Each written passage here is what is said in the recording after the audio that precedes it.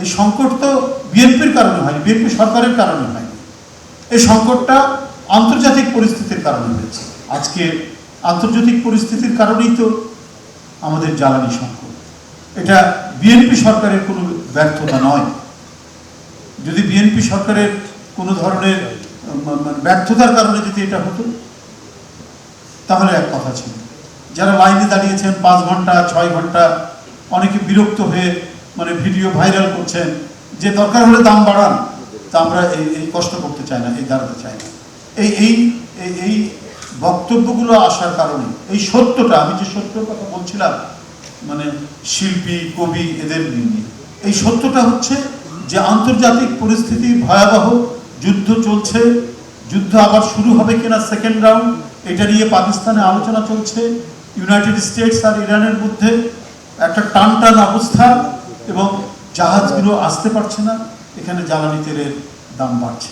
এটা একটা সংকট, কিন্তু এটা একটা কৃত্রিম সংকট যুদ্ধের কারণে। এটা নিরসন করা কোনো কঠিন না, এবং এই ক্ষেত্রে যে দাম বেড়েছে এটা খুব ন্যাচারাল। কিছু এমপিরা পার্লামেন্টে বলছেন যে এটাকে সংকট বলা যাবে। ভাই, যেটা সত্য সেটা বলুন।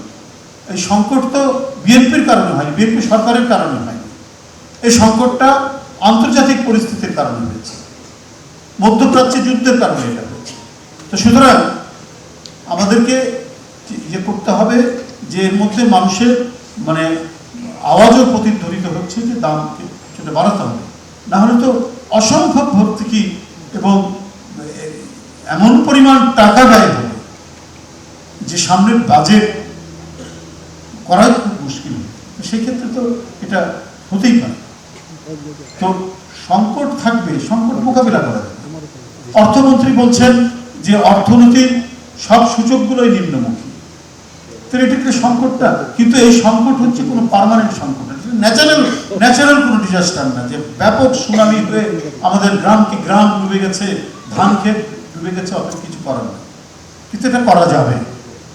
অতীতের বাজেটের যে সীমাবদ্ধতাগুলো, সেগুলোকে আমরা যদি বিবেচনায় নিয়ে এসে আমরা যথাযথভাবে কল্যাণমুখী বাজেট করি, তো সুতরাং এটা নিরসন করা কোনো কঠিন না। এই সংকট সাময়িক সংকট, এই সংকট উতরে যেতে পারে।